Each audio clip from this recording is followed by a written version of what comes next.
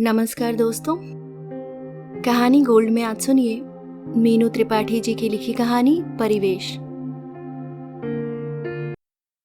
क्या हुआ अदिति, तुम इस तरह मुस्कुरा क्यों रही हो? दीप्ति के पूछते ही अदिति की हंसी छूट गई। बड़ी मुश्किल से खुद को संयत करके बोली, मैं सोच रही थी कि अगर ईश्वर ने इस दिल को जुबा दी होती और साथ में स्वर भी दिया होता तो क्या होता। इस दुनिया में घमासान छिड़ा होता और क्या होता। तू भी ना कितनी बेतुकी बातें सोचती है। वैसे देखा जाए तो दिल बोलता तो है, बस सामने वाले के दिल के तार जुड़े होने चाहिए। तभी तो माँ बाप, प्रेमी प्रेमिका, दोस्त, ये सभी एक दूसरे की भावनाओं को बिना बताए ही समझ लेते हैं। जैसे मैंने समझ लिया है कि यह बेतुकी बात तेरे दिल में ऐसे ही तो नहीं आई है। दीप्ति की बात सुनकर अचानक ही अदिति संजीदा हो उठी। कुछ सोचते हुए बोली, दीप्ति, अक्सर हम रिश्ते बनाने में जल्दबाजी कर जाते हैं और जब तक हमें अपनी गलती का एहसास होता है तब तक हम एक कमिटमेंट के बोझ तले दब चुके होते हैं। अगर इस दिल को स्वर मिला होता तो तुरंत हम एक दूसरे की बातों को समझकर, रिश्तों को आगे बढ़ाने से पहले एक दूसरे के दिल की आवाज़ सुनकर सही निर्णय पर तो पहुंचते। स्वार्थ और मजबूरी पर टिके रिश्तों की पहचान तो की जा सकती, क्षणिक जज्बात को संभालने का मौका तो मिलता, सामने वाले को स्वयं ही बिन बताए बात समझने का मौका मिलता और गलतफहमियों की गुंजाइश तो न होती। अदिति एक ही सांस में बोलती चली गई तो दीप्ति ने उसे टोका, अदिति, तू सिक्के के एक ही पहलू पर विचार कर रही है। दूसरा पहलू तो देख कितना भयानक है। तेरी इस बेतुकी सोच से मेरे रोंगटे खड़े हो रहे हैं। ईश्वर ने सोच समझकर दिल को जुमा नहीं दी है ताकि हमारे रिश्तों में पर्दा पड़ा रहे और सुधार की गुंजाइश बनी रहे। रिश्तों की डोर नाजुक होती है। हमारे मन के भीतर चलते सवाल जवाब और तनाव को ये डोर सह नहीं पाएगी और इसे टूटते देर नहीं लगेगी। सोच, अगर इस दिल को जुबा मिल जाए तो रिश्ते कितनी बेरहमी से चटकेंगे। आज अगर हमें किसी रिश्ते से मुंह मोड़ना भी पड़े तो कम से कम इतना ध्यान तो रखें कि जीवन में किसी मोड़ पर मुलाकात हो तो मुस्कुराकर एक दूसरे को पहचान कर आगे बढ़ें, न कि एक कड़वाहट के साथ उपेक्षा से मुंह फेर लें। पर यह बता कि ये फितूर तुझे सूझा कैसे? क्या चल रहा है तेरे मन में? प्रश्न उछालकर दीप्ति किचन की ओर चली गई और अदिति का मन उस प्रश्न में उलझ गया। क्या बताए वह दीप्ति को कि जिस जतिन के साथ 1 महीने पहले तक उसने हर हाल में साथ जीने मरने की कस्में खाई थी, आज उसी रिश्ते पर उसका मन पुनर्विचार करने को मजबूर हो गया है। दीप्ति और अदिति दोनों कॉलेज के दिनों की सहेलियां हैं।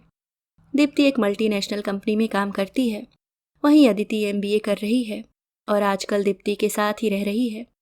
एक दूसरे की राजदार होने के साथ साथ वे एक दूसरे को भरपूर स्पेस भी देती हैं।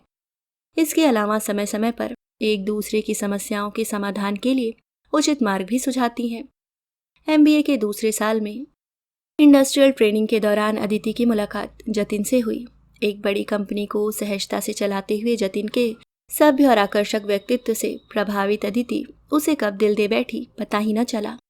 मॉडर्न और कुछ कर दिखाने की तमन्ना रखने वाली अदिति के मोहपाश ने जतिन को कब बांध लिया वह जान ही नहीं पाया। अदिति के जन्मदिन पर जतिन उसे डिनर पर ले गया। उस दिन वह साड़ी में बिल्कुल अलग अंदाज में दिख रही थी। हमेशा वेस्टर्न कपड़ों में दिखने वाली अदिति को इस रूप में देखकर जतिन खुद को रोक नहीं पाया। रोमानियत से भरा वह अदिति को प्रपोज कर बैठा, जिसे अदिति ने भी सहर्ष स्वीकार कर लिया।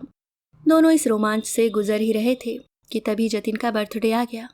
दीप्ति और अदिति बड़े उत्साह से केक और बुके लेकर उसे सरप्राइज देने उसके घर पहुंची तो वे खुद सरप्राइज हो गईं। जब उन्होंने जतिन के घर में एक शांत और पारिवारिक माहौल देखा तब उनका उत्साह शीघ्र ही ठंडा पड़ गया। उन्हें यूं आया देख जतिन कुछ संकोच में पड़ गया। तभी वहां जतिन की माँ आ गई। सादगी और स्नेह से भरी जतिन की माँ से अदिति काफी प्रभावित हुई। बातों ही बातों में जतिन ने बताया कि बिजनेस क्लास से जुड़े होने के कारण उसका परिवार आज भी संयुक्त रूप से रहता है। घर का संचालन उसकी माँ की देखरेख में घर की दोनों बहुओं द्वारा किया जाता है। तो घर में सभी भाई बिजनेस में उनके पिता के अनुभवों के आधार पर चलते हैं। कितनी भी डिग्रियां वे हासिल कर लें, वे सभी उनके अनुभवों के आगे बेकार हैं। जतिन की माँ ने बड़े उत्साह से बताया कि जतिन के भाई की शादी हाल ही में हुई है। अपनी बहू के बारे में बताते हुए उनकी आंखों में संतुष्टि व प्रसन्नता के चिन्ह थे। अदिति ने घर के रखरखाव को देखकर कहा, आंटी, आपने घर को कितने पारंपरिक तरीके से रखा है। तो वे हंसते हुए बोली, बेटी, परंपराओं की यह अमूल्य निधि ही हमारे घर की पहचान है। हम सभी परिवारजनों ने इसे सुरक्षित रखने में अपना अपना योगदान दिया है। ईश्वर की कृपा से मेरी दोनों बहुओं ने भी मेरा बड़ा साथ दिया है। यह कहते हुए उनकी आंखों में संतोष उतर आया था, बड़ी भावुकता के साथ, जब उन्होंने कहा, ये भगवान का आशीर्वाद ही है कि यत्नपूर्वक सजोई परंपराओं की अमूल्य निधि को मेरा परिवार आगे बढ़ा रहा है। यह सुनकर जहां अदिति कुछ संकोच में पड़ गई, वहीं दीप्ति उनके घर के परिवेश को देखकर उत्साहित नजर आ रही थी और तारीफें करते नहीं थक रही थी। जतिन की माँ उन्हें भोजन कक्ष की ओर ले गई, जहां डाइनिंग टेबल की जगह आकर्षक चौकियां लगी हुई थीं, जिनमें सुंदर नक्काशी की हुई थी। थालियों में लगा राजश्री नाश्ता देखकर तो उनकी आंखें फैल गईं। अदिति और दीप्ति ने जीन्स पहनी थी, इसलिए नीचे बैठने में कुछ दिक्कत हुई। जतिन की माँ ने बड़े मनुहार के साथ उन्हें नाश्ता करवाया। रोज ब्रेड बटर पर आश्रित दीप्ति के लिए आज का ब्रेकफास्ट किसी 5 स्टार होटल के नाश्ते से कम नहीं था। तभी जतिन की दोनों भाभियां आम रस लेकर आईं। सिर पर पल्ला लिए उन्हें देख अदिति कुछ और सिमट गई। उनके घर के पारंपरिक माहौल में वह स्वयं को असहज महसूस करने लगी थी। आप कुछ और लीजिए ना, छोटी बहू के पूछने पर जतिन की माँ बोली। तुम लोग बातें करो, मैं कुछ देर में आऊंगी। अदिति ने दोनों बहुओं के चेहरे को ध्यानपूर्वक पढ़ा, लेकिन उन चेहरों में थकावट और शिकायत का रंच मात्र भी नहीं था। अदिति से रहा नहीं गया और वह बोल पड़ी, सिर पर पल्ला रखने से कभी आपको उलझन नहीं होती है? नहीं, बिल्कुल भी नहीं। ऐसा नहीं है कि हम आज की आधुनिक दुनिया से अपरिचित हैं। हम सबके लिए बड़े सम्मान की बात है कि हम अपने परिवार की गरिमा का ख्याल रखें और अपनी संस्कृति की धरोहर को संभालें। सहज और आत्मविश्वास के साथ कही बात ने अदिति को निरुत्तर कर दिया। तभी पास खड़े जतिन ने कहा, इस घर के परिवेश में अब तक सभी बहुएं सहर्ष और सहज ही ढल गई हैं। यह कहते हुए उसने अदिति के चेहरे को पढ़ने की कोशिश की। चलते समय सभी ने जतिन के जन्मदिन पर घर आने के लिए उन्हें धन्यवाद दिया था। जतिन के परिवार को नज़दीक से समझने के बाद जहां दीप्ति उत्साहित थी, वहीं अदिति किसी और सोच में पड़ी थी। जाने क्यों उस परिवेश की भूरी भूरी प्रशंसा के बावजूद स्वयं को उस माहौल में ढालने के ख्याल से ही वो तनावग्रस्त महसूस करने लगी थी। वह खुद से प्रश्न करने लगी थी कि क्या ये वही जतिन है जिससे उसने प्यार किया था, या फिर उनका प्यार उस मुकाम पर नहीं पहुंच पाया जिसमें सामंजस्य के लिए किसी और सोच विचार की कोई जगह नहीं होती है। क्या उसका प्यार अभी कच्चा है? जिस जतिन को उसने दिल दिया था और जो उस दिन अपने घर मिला था, दोनों के बीच अंतर को पाटने की कश्मकश में पूरा दिन निकल गया। अदिति, आज खाना नहीं खाना क्या? हाँ। अदिति मानो नींद से जागी हो। खाने की मेज पर छाई चुप्पी को दीप्ति ने तोड़ा। अदिति, तेरे दिल में जो भी है उसे जल्द से जल्द जतिन को बताना बेहतर है। आज के जमाने में अपनी संस्कृति और परंपराओं से जुड़ा होना सुखद है। हम सभी एक अलग परिवेश में पले बढ़े हैं, हमारी अपनी अलग महत्वाकांक्षाएं हैं। ऐसे में बिल्कुल नए परिवेश में ढलना एक दुष्कर कार्य है। शादी के बाद सामंजस्य जरूरी है, पर सामंजस्य के नाम पर जहां पूरे अस्तित्व को दांव पर लगा देना उचित नहीं है, वहीं अपनी आवश्यकताओं की पूर्ति के लिए उस घर की सुख शांति को दांव पर लगाना भी ठीक नहीं है। सच सच बताना अदिति, उनके घर में जो शांति और सुकून था, क्या वो पहली बारिश की बूंदों के बाद उठी सोंधी महक सा नहीं था? पर बावजूद इसके तुम तनाव में थी, क्योंकि तुम स्वयं को उन परिस्थितियों में रखकर देख रही थी, जबकि मैंने उस महक को भीतर तक महसूस किया, क्योंकि मैं जानती थी कि मैं यहाँ थोड़ी देर के लिए रुकी हूँ। मेरी एक अलग दुनिया बाहर इंतजार कर रही है, पर तुम वहाँ ठहर कर अपने मन मुताबिक दुनिया की खोज कर रही थी। अगर तुम अपनी ज़रूरतों के हिसाब से चलोगी तो ये तुम्हारी स्वार्थपरता होगी, क्योंकि अपनी आवश्यकताओं की पूर्ति के लिए तुम्हें उस घर की चूल्हें हिलानी पड़ेंगी। पर एक बात बताओ दीप्ति, क्या कभी उस घर में परिवर्तन नहीं हुआ होगा? परिवर्तन जरूर आया होगा, पर वो तूफान बनकर नहीं आया होगा। उसने अपनी पैठ धीमी गति से की होगी। जतिन के परिवार में जो स्त्रियां हैं, वे सभी उसी मिलते जुलते परिवेश से आई हैं। उनका उस परिवार में घुल मिल जाना मुश्किल नहीं है। वो घर ऐसे लोगों पर टिका है जो स्वयं से पहले दूसरों के बारे में सोचते हैं। जतिन के घर जाकर एक सुकून का एहसास होता है, पर उसके पीछे न जाने कितने लोगों का योगदान है। तुम्हारा और जतिन का रिश्ता कितना आगे बढ़ा है, यह तुम्हारा व्यक्तिगत मामला है। अगर अब तुम उस घर जाना चाहती हो तो उस घर के परिवेश को, जो वहाँ की पहचान है, मन से स्वीकारना होगा। उसे ज्यों का त्यों कैसे रख पाओगी, इस पर विचार कर लेना। दीप्ति की बातों से अदिति के मस्तिष्क में मंथन उद्वेलित हो चुका था। काफी सोच विचार के बाद रात तक अदिति निर्णय ले चुकी थी। सुबह उठते ही उसने जतिन को फोन किया। तय समय पर दोनों कॉफी हाउस में थे।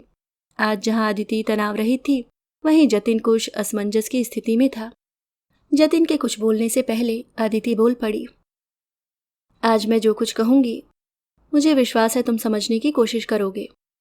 जतिन, इसमें कोई दो राय नहीं है कि तुम्हारे घर के परिवेश और वातावरण ने मुझे बहुत प्रभावित किया। आज के समय में भी अपनी संस्कृति को संभालना सुखद अनुभव है। जिन परंपराओं का निर्वाह तुम्हारे परिवार में हो रहा है, उनके साथ जाती होगी अगर मैं तुम्हारे परिवार में शामिल हुई तो। क्योंकि तुम्हारे और मेरे परिवेश में एक बड़ा अंतर है। उस अंतर को पाटने के लिए मैं तुम्हारे परिवार या स्वयं के अस्तित्व को दांव पर नहीं लगाना चाहती हूँ।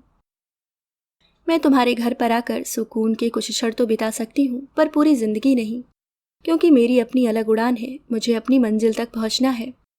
अदिति ने अपने दिल की बात कहकर जतिन की ओर देखा तो ऐसा लगा कि कुछ देर पहले उसके चेहरे पर छाए असमंजस के बादल छट गए और मुस्कान के रूप में सुनहरी धूप ने जगह ले ली हो। दिल से एक बोझ उतरने से वह तनाव मुक्त दिखा। थैंक्स अदिति, तुमने जिस सहजता के साथ अपनी बात कही, उसके लिए मैं तुम्हारा शुक्रगुजार हूँ। जीवन में कुछ निर्णय समझदारी से लिए जाते हैं। उस दिन जब तुम मेरे घर आई, तब भावी बहू के रूप में तुम्हें देखकर मैं तनावग्रस्त हो गया था। मैंने भावावेश में आकर तुम्हें प्रपोज तो कर दिया, पर उसके बाद एक दिन भी चैन से नहीं बैठा हूँ। मैं हर पल तुम्हें अपने परिवार में फिट करने की जद्दोजहद में लगा रहता था। तुम्हें अपने परिवार में सम्मिलित करके मैं स्वयं तुम्हारे और अपने परिवारजन किसी के साथ भी न्याय नहीं कर पाता। रिश्ता वही है जो सहजता से निभे, वरना समझौता अधिक दिन तक नहीं टिकता है। सच तो यह है कि मैं ऊपर से कैसा भी दिखूं, पर अंदर से मेरा मन अपने परिवेश से भीतर तक जुड़ा हुआ है। ये सच है जतिन कि तुम्हारी पहचान ने मुझे बहुत प्रभावित किया है। मैं अपने जीवन में उसके कुछ अंश जरूर डालना चाहूंगी, पर पूरी तरह से उसमें ढलना मुमकिन नहीं है, क्योंकि मेरी परवरिश अलग ढंग से हुई है। मेरी आकांक्षाएं भिन्न हैं। सच, आज कितने दिनों बाद हम तनाव मुक्त हुए हैं। ऐसा लग रहा है हम दोनों ने आज अपने सिमटे पंख खोल दिए हों। दीप्ति की उचित सलाह पर जतिन और अदिति ने अपना रिश्ता तोड़ा तो जरूर था, पर उसमें कड़वाहट नहीं, समझदारी और दूरदर्शिता की मिठास थी। जहां अदिति जतिन के परिवार में पूरी गरिमा के साथ निभाई जाने वाली परंपराओं की मीठी छाप लेकर घर लौटी थी, वहीं जतिन अदिति की काबिलियत तथा उसकी उड़ान को शुभकामनाओं से भरकर अपने परिवार के पास वापस लौट चुका था। अभी आप सुन रहे थे मीनू त्रिपाठी जी की लिखी कहानी परिवेश। अगर आपको कहानी पसंद आई तो वीडियो को लाइक, और अगर आप चैनल पे नए हैं तो सब्सक्राइब करना ना भूलें। धन्यवाद।